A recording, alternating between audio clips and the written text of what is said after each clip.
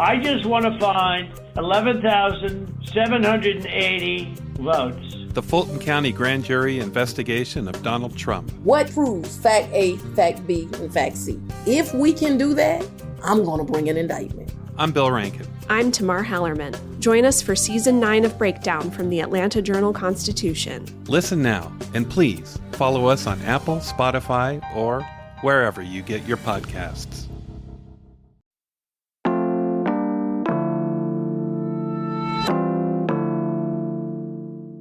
Today on CityCast Pittsburgh, the team is on winter break right now, and you might be too. So this week we're treating you to some of our favorite food and drink episodes from the year. Like our deep dive into why Heinz ketchup isn't just an option, it's the only option for fries. We're revisiting our conversation with Gastro Obscura writer Sam Lin-Sommer to talk about how this, once local brand ended up dominating the market. There were wars.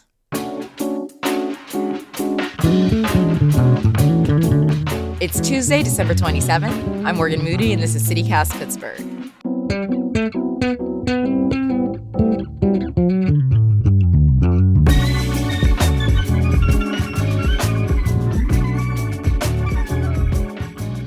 So, Sam, before we get into the ketchup wars, how were people making ketchup before it got mass-produced? Yeah, from my understanding, and I will say, a lot of what I've learned is from the scholarship of this one ketchup historian named Andrew F. Smith. He wrote this book, Pure Ketchup, where he digs into a lot of this. I didn't even know you could specialize, be a ketchup specialist. I don't know. It's a job I feel like I would qualify for. Yeah. What are the different ways, though, of producing ketchup historically? Because I think it is something that people think there's only one way to do it. Mash up some tomatoes and some other things, and you got ketchup. Yeah, so there used to be tons of different ways of doing it. And catsup originally comes from this Chinese word that refers to fermented fish sauces.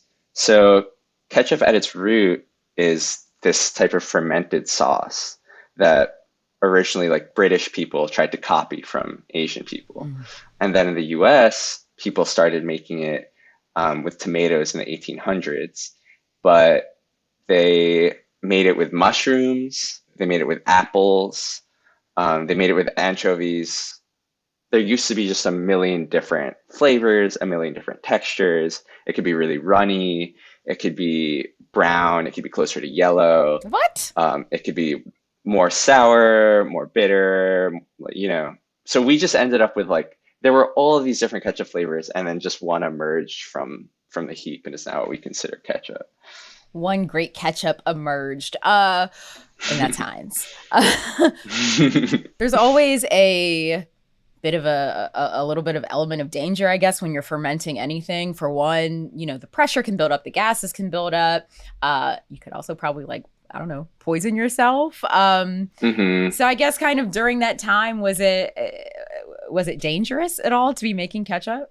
Yeah, it was. And I think that's part of what got me interested in this, is that I came across these old articles or old pieces of history where ketchup bottles, when they were fermented and maybe not fermented properly or not taken care of properly, they would explode.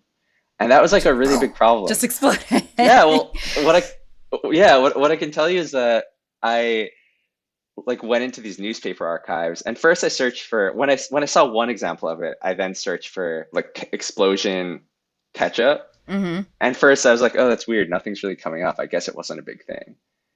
And then I searched for explosions catsup, and there were whole world opened up. So many articles, articles after articles, from all over the country. And it would just be these articles about a young girl touched a bottle of ketchup at her house, and it had been sitting there for a long time, and it just exploded and shards hit her and all this stuff. So it was actually an issue.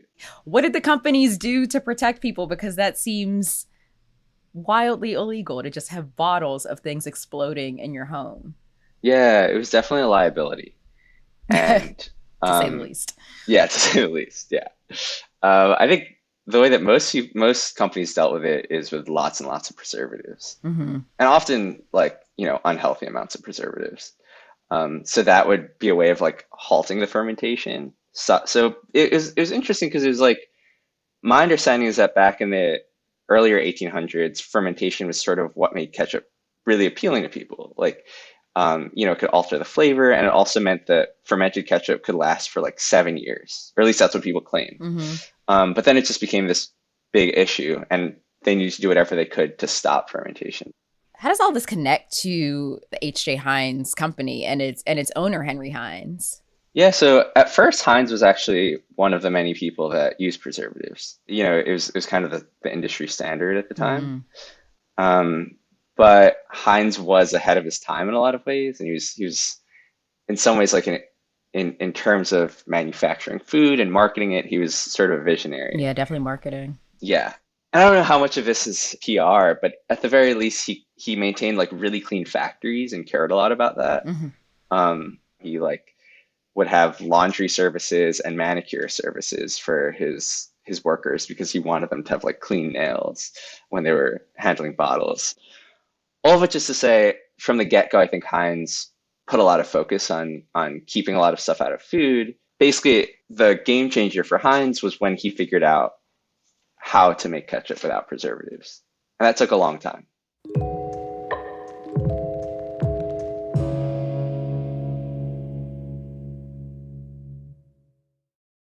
So how did Heinz make a preservative-free ketchup?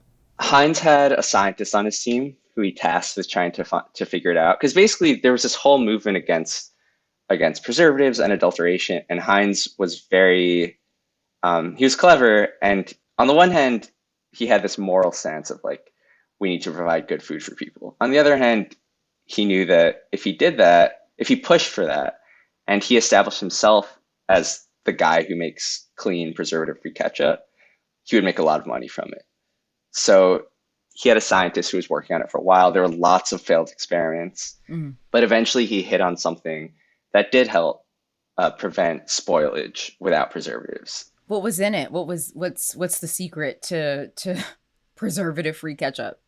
The secret is a lot of vinegar, boiling it just the right way, but like bringing it down to a sort of thicker, sludgier consistency, and sanitizing it really, really carefully.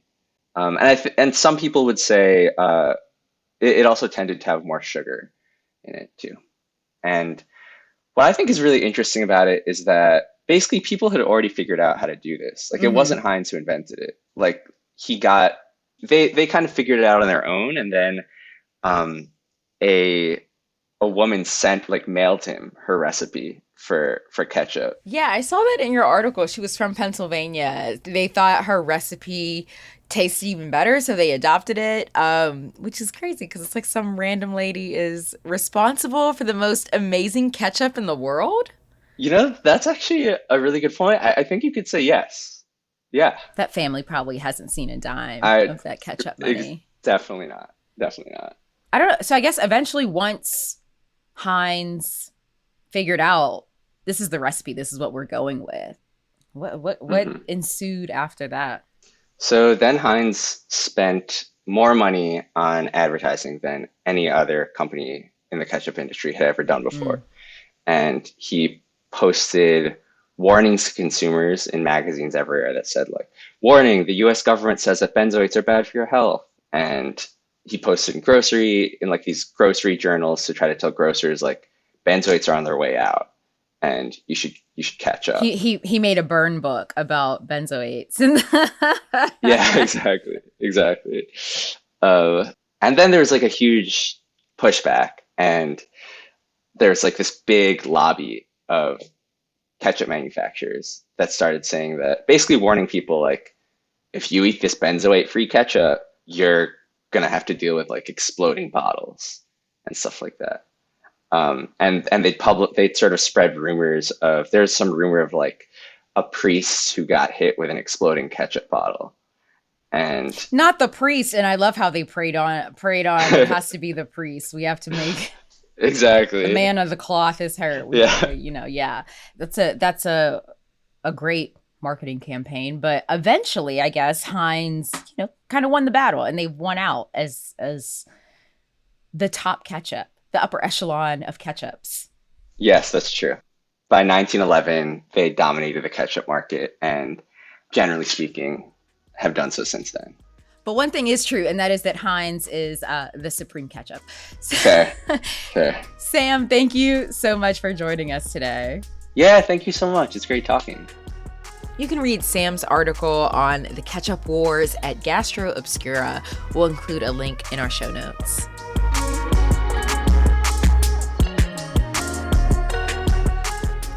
That's all for today here on CityCast Pittsburgh.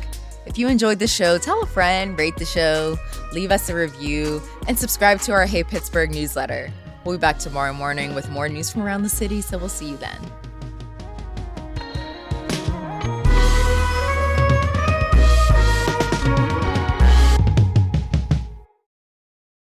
There's only one ketchup with this flavor pouring on. It's so thick, so rich, so second to none. Only one ketchup stands for this kind of thickness with this kind of taste. Heinz.